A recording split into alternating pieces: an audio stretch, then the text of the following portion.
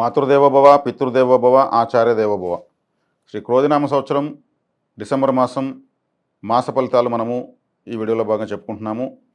ఇప్పుడు ఈ వీడియోలో మనము వృషభ రాశి వారికి డిసెంబర్ మాసం ఎలాంటి ఫలితాలు ఉన్నాయో మనం మాట్లాడుకుంటున్నాం. ఈ వృషభ రాశి వారికి ఈ మాసం కాస్త జాగ్రత్తగా ఆచితూచి వెళ్ళవలసినటువంటి సమయం ఉందని మాత్రం ఖచ్చితంగా చెప్పవచ్చు. ఎందుకంటే జన్మస్థానంలో గురువు మీకు అష్టమాధిపతి జన్మంలో ఉండడం మంచిది కాదు. ఆయన మీకు ఫలితాన్ని పూర్తిగా ఇవ్వకపోగా మీ రాశ్యాధిపతి అయినటువంటి శుక్రుడు మీకు భాగ్యస్థానమందు సంచరిస్తున్నాడు. భాగ్యస్థానం సంచరిస్తూ అంగారకుడి చేత వీక్షించబడుతున్నాడు. అంగారకుడు మీకు మీ తృతీయ స్థానంలో నీచపడి మీ రాశ్యాధిపతిని వీక్షిస్తున్నాడు. అలాగే మీ రాశికి భాగ్యాధిపతి దశమాధిపతి అయినటువంటి శని గ్రహాన్ని కూడా అంగారకుడు నీచపడి వీక్షిస్తున్నాడు. కాబట్టి వారి బలం కూడా మీకు పూర్తిగా లేదు. తదుపరి మీకు రవిగ్రహము సప్తమ స్థానము అష్టమ స్థానంలో సంచారం జరుగుతుంది. మీకు చతుర్థాధిపతి. మరి ఈ రవిని కూడా మీకు ఆయన ఒక విధంగా అర్ధశుభుడని చెప్పచ్చు. రవి ఆయన కూడా గురుగ్రహం వీక్షిస్తూ ఉంది. బుధుడితో కలిసి ఆయన 17వ తేదీ నుంచి ధనుసు రాశిలోకి వెళ్తాడు. బుధుడు మీకు వృశ్చికంలోనే సంచరిస్తున్నాడు. ఆయన వక్రించి సంచరిస్తున్నాడు. అంటే మీకు ద్వితీయ పంచమాధిపతి. ఇక కేతువు మీకు 5వ ఇంట, రాహువు లాభస్థానంలో. అంటే శని శుక్ర బుధ బలాలు పూర్తిగా లేనట్లే మీకు. అంటే మీ రాశ్యాధిపతి షష్టాధిపతి, ద్వితీయాధిపతి పంచమాధిపతి, భాగ్యాధిపతి దశమాధిపతి బలాన్ని కోల్పోయారు. ఎలా అంటే మీ ద్వితీయ పంచమాధిపతిని రవి గురువులు నియంత్రించడము, మీ రాశ్యాధిపతిని కుజుడు నియంత్రించడము, మీ భాగ్య దశమాధిపతి అయిన శనేశ్వరుడిని కూడా కుజుడు నీచపడి వీక్షించి నిరోధించడము. ఇక్కడ ఫలితాన్ని మనం పూర్తిగా ఆశించలేం. మీరు ఆచితూచి అడుగులు వేయాలి. ఆవేశాలకు వెళ్ళకూడదు. పంతాలకు పట్టింపులకు పోకూడదు. కాలం కానప్పుడు మౌనమే ఆయుధము. ఏది కనపడలేదు, ఏది వినపడలేదు అన్నట్లే ఉండాలి. త్వరలోనే ఇది తాత్కాలిక గ్రహ సంచారమే కాబట్టి త్వరలోనే అన్ని గ్రహాలు మార్పులు చెందుతాయి. మీకు అనుకూలమైన గ్రహాల యొక్క బలం మీకు ఖచ్చితంగా తొందరలోనే వస్తుంది. అప్పటి వరకు మీరు ఆచితూచిపోవడమే చాలా శ్రేయస్కరం. మీకు వ్యక్తిగత జాతకంలో ఏదన్నా మంచి దశ జరుగుతూ ఉంటేగా తప్పితే జాతకంలో కూడా బలహీన దశ జరుగుతూ ఉంటే చాలా ఇబ్బందికరంగా ఉంటుంది. పంచమ స్థానంలో కూడా కేతువు, అదృష్ట స్థానం కులదైవ స్థానంలో కూడా కేతువు ఉన్నాడు. కాబట్టి మీరు ఏది ప్రయత్నించినో అదృష్టం అనేది ఉండదు. కేతువు అంటే అన్నీ కట్ చేస్తాడు కాబట్టి. కానీ మీకున్న అదృష్టం ఏ మూలనో కూడా భగవంతుడు పెట్టే ఉన్నాడు. ఎన్ని ఒడిదుడుకులున్నా, ఎన్ని పరిస్థితులు మీకు వ్యతిరేకంగా ఉన్నా, మీరు నడి సముద్రంలో ఉన్నా, నేనున్నాను అంటూ ఒకే ఒక్క అనుగ్రహ దేవత మీకోసమే ఉన్నాడు. ఆయన ఎవరో కాదు, రాహు భగవానుడు. ఆయన మీ లాభస్థానంలో ఉంటూ ఏ గ్రహానికి మీ రాశికి వ్యతిరేకమైనటువంటి గ్రహాలకు ఏ గ్రహానికి దొరకకుండా లాభస్థానంలో ఆయన విశేష బలవంతుడుగా అక్కడ ఉన్నాడు ఆయన. ఇంకా ఇప్పుడు నేను చెప్పినవన్నీ ఈ వ్యతిరేకతలన్నిటి కూడా బలాదూర్. ఎవరు ఎన్ని చేసినా విజయం మీదే. వృషభ రాశి వారికి ఇప్పుడు నేను చెప్పిన రాహు బలమే లేకపోతే మీరు నిజంగా దురదృష్టవంతులే. అదృష్టం ఎక్కడుందంటే మీకు రాహు రూపంలో ఉంది. మీకు ఒక అమృత కలశంలాగా ఆయన లాభస్థానంలో కూర్చొని ఉన్నాడు. ఏ గ్రహానికి చిక్కలేదు.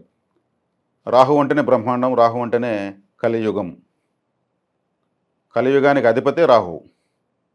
యుగాధిపతే మీకు లాభంలో ఉన్నాడు. చేయని వీళ్ళందరూ ఇబ్బందులు చేయని ఏమేమి చేస్తారో చేయని. ఫైనల్గా మీకు షార్ట్ కట్ మెథడ్, మీకు దగ్గర దారి, చివరి క్షణంలో మిమ్మల్ని ఆదుకునేటువంటి ఒక మిత్రుడి రూపంలో ఆయన మీ రాశికి ఉన్నాడు. కాబట్టి వ్యతిరేక గ్రహ ఫలితాలు ఎన్ని ఇబ్బందులు పెట్టినా, మీరు ఇబ్బంది మీకు కలిగినా చివరికి విన్నింగ్ షాట్ కొట్టేది మాత్రం మీరే. దీంట్లో ఎటువంటి సందేహం లేదు. కాబట్టి వృషభ రాశి వాళ్ళు నిశ్చింతగా ఉండొచ్చు. కానీ మీరు నేను చెప్పాను కదని మీకు టైం బాగుంది కదని మనం రైలుకి ఎదురుగా వెళ్తామా? వెళ్ళం. జాగ్రత్తగానే ఉండాలి.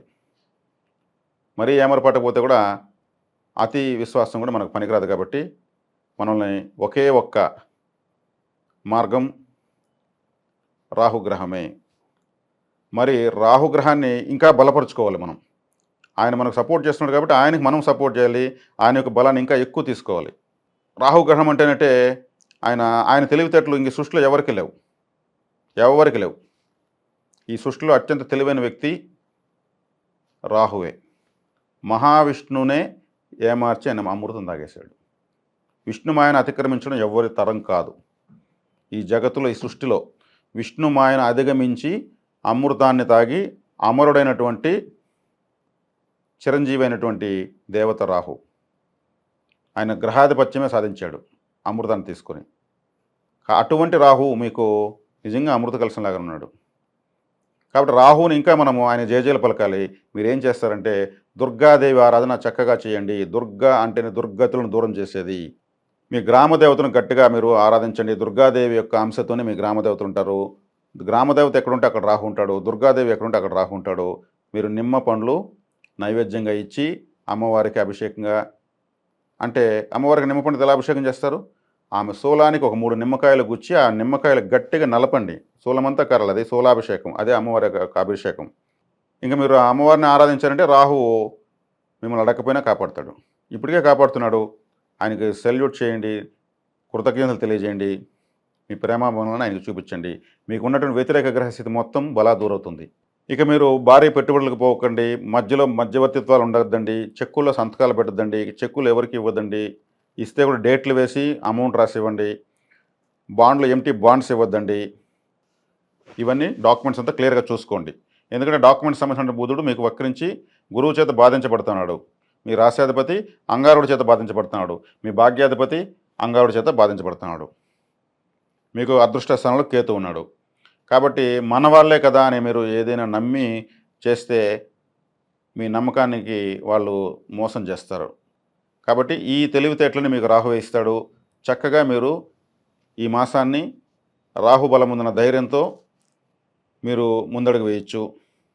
కాబట్టి వృషభ రాశి వాళ్ళు నిశ్చింతగా ఉండవచ్చు. తర్వాత మీకు జీవిత పర్యంతం ఈ వృషభ రాశి వాళ్ళు విశేషమైన ఫలితాలు పొందాలంటే, మాస ఫలితాలు మేము ఇప్పుడు చెప్పాము.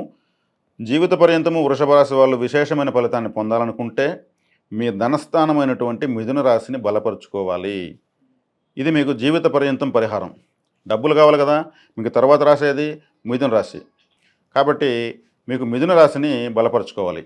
ఇది మీకు తప్పనిసరి స్టార్ సింబల్. ఎందుకంటే మిథున రాశి అంటేనే అర్ధనారీశ్వరుడు, అక్కడ ఆరుద్ర నక్షత్రం ఉంటుంది, పరమశివుడు. ఒక భార్యాభర్త ఉన్నటువంటి సింబలే మిథున రాశి. మిథునము అంటే కలయిక. మీరు అర్ధనారీశ్వర తత్వాన్ని ఆరాధించాలి. పార్వతీ పరమేశ్వర శివాలయం మీద దర్శనం ఎక్కువ చేయాలి. అదేవిధంగా మీకు హిజ్రాలు ఉంటారు, మనకు హిజ్రాలు పోతుంటారు కదా, వాళ్లకు కనిపిస్తే పిలిచి డబ్బులు ఇవ్వండి. ఒక 10 రూపాయలు ఇవ్వండి, వాళ్ళ దగ్గర బ్లెస్సింగ్ తీసుకోండి. యాక్టివేట్ అయిపోతుంది, మీకు ఫైనాన్షియల్గా యాక్టివేట్ అయిపోతారు. ఈ హిజ్రాల్లో కూడా డూప్లికేట్ వచ్చారు. మగవాళ్ళే నీట్గా షేవింగ్ చేసుకొని పంజాబీ డ్రెస్సులు వేసుకొని కప్పుకొని వాళ్ళు డబ్బులు వసూలు చేస్తున్నారు. అది కొంచెం గమనించి ఇవ్వండి. నిజమైన హిజ్రాలకు ఇవ్వండి. వాళ్ళు అడిగితే కాదు, వాళ్ళు ఉంటే పిలిచి ఇవ్వండి. 10 మంది ఉంటారు, 10 రూపాయలకు 100 రూపాయలు ఇస్తారు అంతే. ఒక్కరికి 10 రూపాయలు ఇవ్వడానికి వాళ్ళని అసహ్యించుకుంటూ ఉంటారు. వాళ్ళు అర్ధనారీశ్వర తత్వాన్ని కలిగి ఉంటారు. వాళ్ళని హేళన చేయకూడదు. వాళ్ళు కానీ శాపం పెట్టారంటే, మరి వృషభ రాశి వాళ్ళని శాపం పెడితే చాలా మీకు తీవ్రమైన దోషం తగులుతుంది. వాళ్ళ దగ్గర ఆశీర్వాదం తీసుకుంటే మీకు కాని పని అంటూ ఉండదు. ఇది నిజం. మరి అమావాస్య రోజు ఇచ్చారంటే ఇంకా మీకు తిరిగేలేదు. కాబట్టి మీ వృషభ రాశి వాళ్ళు అర్ధనారీశ్వర తత్వమైనటువంటి శివపార్వతుల ఆరాధన, మనకు సమాజంలో తిరుగుతున్న హిజ్రాల యొక్క ఆశీర్వాదము, వాళ్ళకు మనం వాటర్ ఇవ్వచ్చు, బిస్కెట్లు ఇవ్వచ్చు, లేదంటే డబ్బులు ఇవ్వచ్చు, వాళ్ళ దగ్గర బ్లెస్సింగ్ తీసుకోవచ్చు. ఇది ప్రకృతి పరిహారం. దేవతా పరిహారం పార్వతీ పరమేశ్వరుల యొక్క ఆరాధన. చక్కగా ఈ పరిహారాన్ని మీరు జీవిత పర్యంతం చేసుకోవచ్చు. చక్కగా మీకు డబ్బులకు సంబంధించి లిక్విడ్ క్యాష్ ఫ్లోటింగ్ బాగా పెరుగుతూ ఉంటుంది. మీరు ఆచరించి చూసుకోవచ్చు. స్వస్తి.